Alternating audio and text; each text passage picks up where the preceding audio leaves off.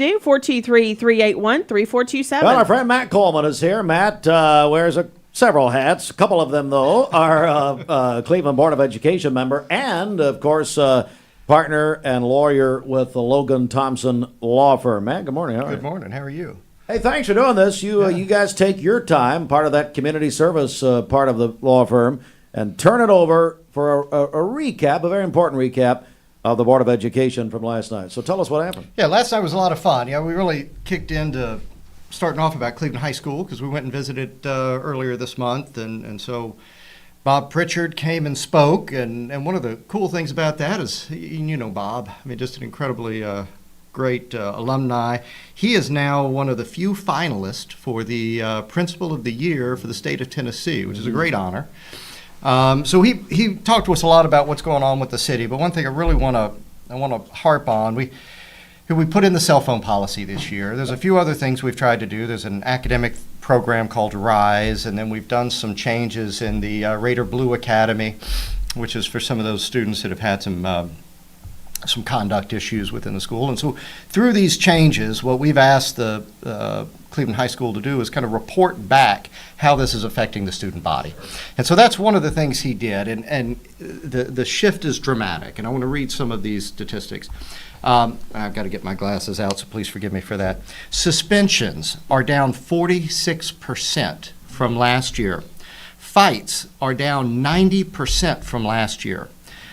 Any type of violent incident is down 80% from last year.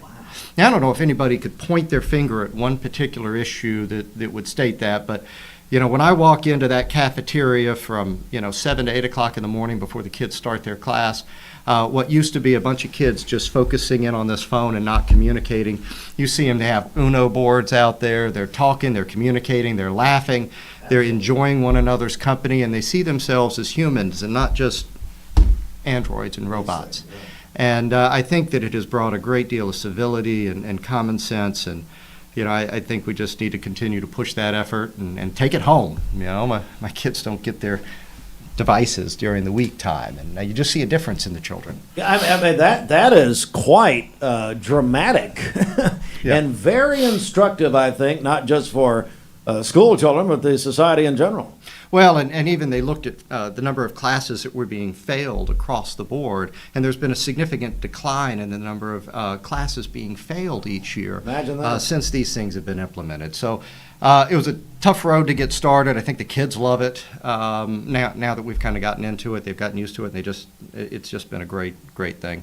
Dr. David Stone came in and spoke about our special needs population and just some significant growth that continues to happen in there, and what schools are seeing a little bit more of that growth. Mayfield, surprisingly, has seen significant growth in their special needs population and what those needs are. We're doing a new construction project at the high school for the softball complex. They're getting a separate building with some batting cages and pitching area there, and that's we got our architectural renderings here recently, so that is coming up to bid December 2nd. So I want to get that word out. I've always been an advocate. Let's keep community first. So get some of these contractors, these local builders, to get in and get involved in that bidding process. See if we can have this constructed by a local firm instead of an outside firm. Today, Blythe Bower's starting a program called Tie Tuesday. And so they're having men from the community come in and meet with some of the boys during this lunch break and teach them how to tie their ties, and so that they can, present themselves. Maybe I should attend myself, actually. Well, I'm here all the time, and I see you always dressed in a suit and tie. Yes, thank you. For the radio audience, yes, that's right. Yeah. Yes. So that's going to be a fun afternoon. I'm kind of looking forward to meeting with some of those kids. I debated bringing in a bow tie, but that may be class 2 or 3 after that. Yeah, Dr. Barnes, the reason he's doing this, he needs help himself. So Joel is going to have everybody in to try to teach him. Yeah, it's going to be, and it's a whole, as you know, it's a lot different to tie your own tie than it is to turn that around and tie somebody else's. So we'll see how that goes. Last thing, and I'm going to transition to my guest here this morning, but the diversity of our city school system is something to be cherished and honored. My family for a long time, that we adopted triplets, or my parents adopted triplets when I was in elementary school at Cleveland Middle, and they're from Honduras, and they spoke Spanish and no English. And rightfully or wrongfully during that hectic time in our household, the goal was to get them to speak English as quick as we could. And I still remember the little cards that my mom had all over the house for the cabinet, for this and that. And they spoke English, and they do very, very well. But they don't speak a word of Spanish anymore. And they lost that skill. And I remember being at Monterey's one time, and the hostess came in and started speaking to my sister in Spanish, and she looked up and said, "I don't know what you're saying," and in that southern twang that Karen has. And it was just funny, but we can't lose that. And Island came and worked with me last year, started working with me last year, and she is bilingual. And I'm going to have her introduce herself. But she has maintained that Spanish language, and we need more of our students to keep that. As much as the English as a second language in our high school is a challenge. It's a much bigger challenge than what the county has to do because of the population centers we have in the school system. But it's also a great benefit. And as you'll hear from her, there's just not many people out in the professional sector that are able to reach out to that Spanish community and provide them with needs. And so I think that we need to cherish that, and the students and their parents within that community need to love on that and encourage that bilingual characteristics, not just being able to be fluent, but also reading and writing with good grammar in those areas. So, Island, would you kind of introduce yourself and where you come from? And Yeah, sure. So I'm Island. I've been working for Matt for about a year now or so. And I'm originally from Miami, Florida. So Cleveland, Tennessee was a big culture shock for me. You think? Yeah. And so I was born in Cuba, actually. And I was brought to this country by my father at the age of 4. So I knew no English at all. Spanish was my first language since I can ever remember. And I learned how to speak English in kindergarten, first grade, all that, my elementary years. And it was very important for me to keep Spanish because my whole family only speaks Spanish. So it's just very important. And I slowly started moving away from Miami when I got married to my husband at 18 years old, and he's in the Army. So a lot of traveling to different places. And when I came to Cleveland, Tennessee, I realized there's not really a lot of Spanish speakers here. And I had a specific encounter recently where an intake of ours, a new client, reached out to our firm. And after reaching out to so many different firms in the area, he finally found one firm that spoke Spanish and that could help him. And when he reached out to me, he just felt so much relief and gratitude.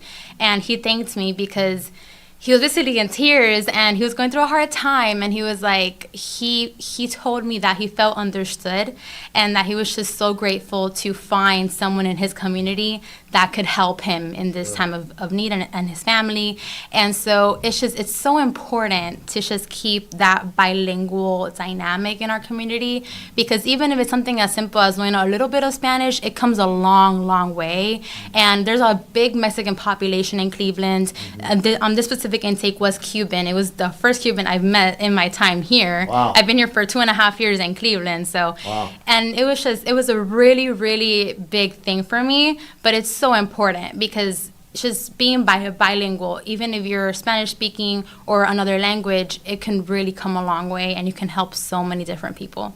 So Boy, it Matt, is, yeah. That is so inspiring and so true. I mean, I can't imagine. I really can't. No, I think it is. And we talk to folks about getting a leg up. We talk about DEI. We talk about whatever programs we want to talk about. But if you can speak Spanish, you should have a leg up in just about any job. There's no doubt about it.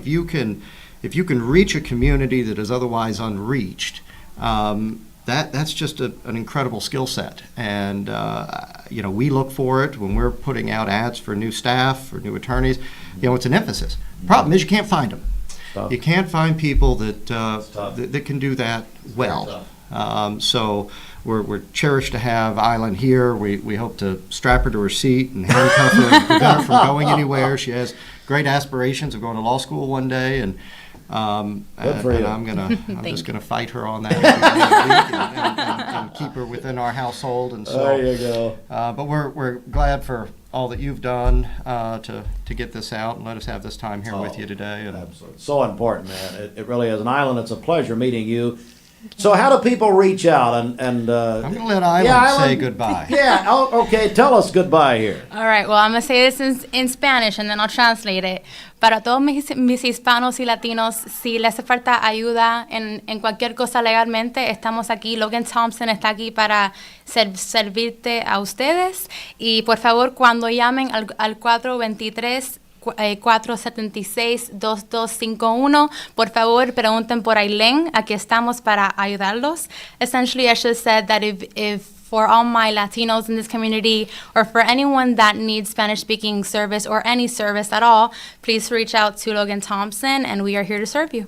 That is wonderful. It's a pleasure meeting you. Thank you. Matt, always great, buddy. Thanks, you buddy. for what you guys do. Have a great week. Okay, let me say again, this is a law firm, been here forever. You can count on them. They're such a growing firm.